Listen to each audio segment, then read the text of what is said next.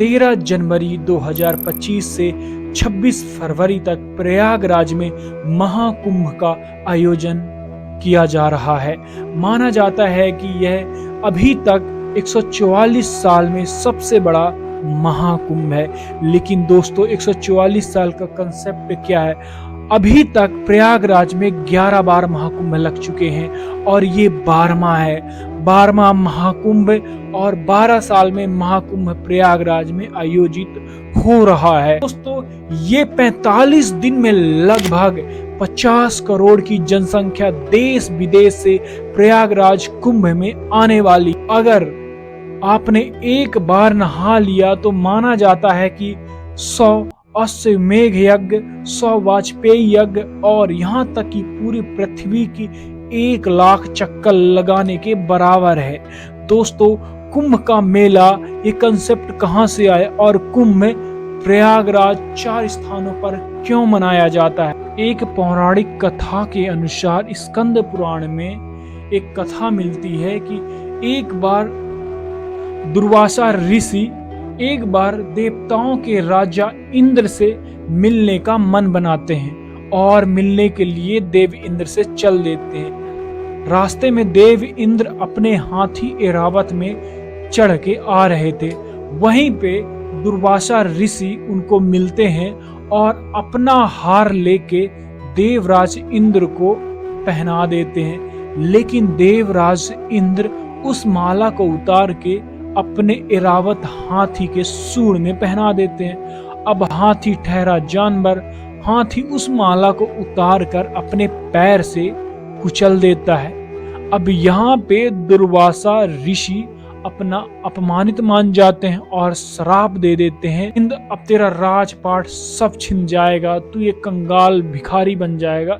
इंद्र वहीं पे श्राप पाते हैं और जब इस श्राप इंद्र को मिलता है तो इंद्र उस स्थिति में आ जाते हैं, गरीब लाचार बन जाते हैं। जब ये बात राक्षसों को पता चलती है तो राक्षस देव इंद्र में आक्रमण कर देते हैं और देवलोक को अपने हाथ में हथिया लेते हैं। अब देवताओं गण सभी भागे भागे विष्णु भगवान के पास जाते हैं, क्षीर सागर। अब देवताएं त्राहिमाम बचाओ प्रभु करके भगवान विष्णु के पास जाते हैं। अब भगवान विष्णु इनको एक आइडिया बताते हैं। देवताएं गण बोलते हैं भगवान हमें बचाइए, जो इंद्रलोक पर तो राक्षसों का कब्जा हो चुका है।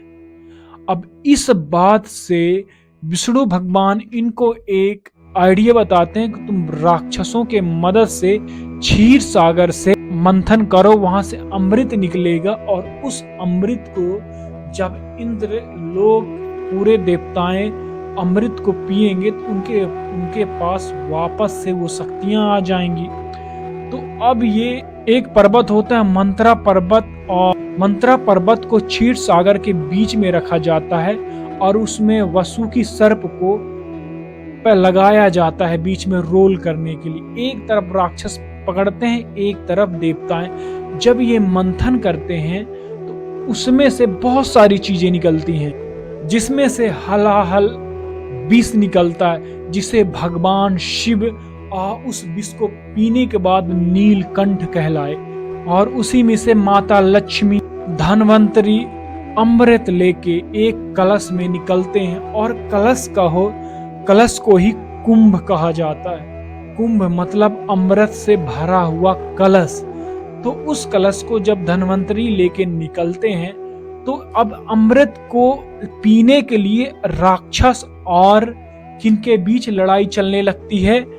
देवताओं के बीच, कि मैं पीऊंगा अमृत, मुझे पीना है।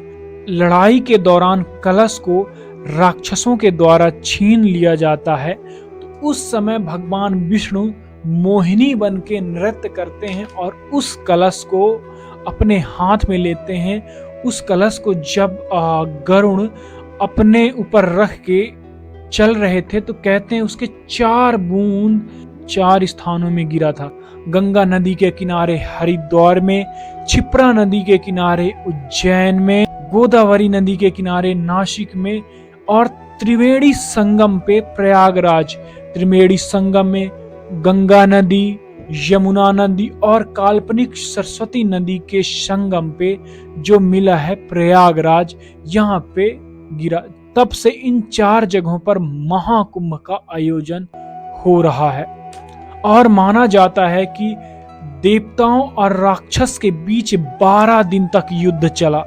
इस देवताओं और राक्षसों के बीच में 12 दिन तक युद्ध चला। अगर पृथ्वी का एक दिन और वहां 1 साल के बराबर है, तो इसके कारण से जो कंसेप्ट है कि 12 वर्ष में प्रयागराज में महाकुंभ लगेगा।